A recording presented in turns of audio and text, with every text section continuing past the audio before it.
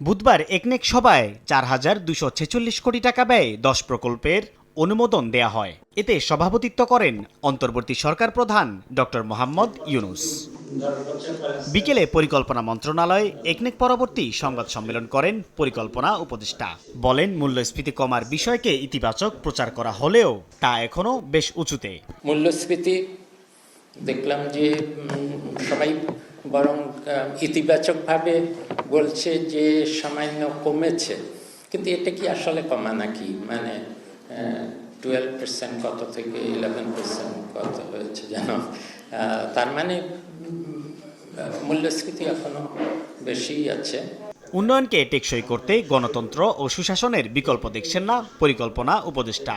বলেন, জনমিতির সুবিধা সঠিকভাবে কাজে লাগাতে না পারায় দীর্ঘমেয়াদী ক্ষতির মুখে পড়ছে দেশ।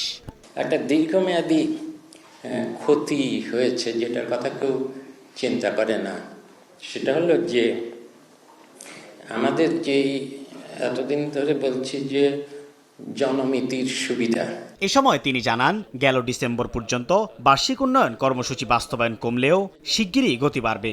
জ্বালানি সংকট নিরসনে বাপেক্সকে শক্তিশালী করার তাগিদ দেন তিনি।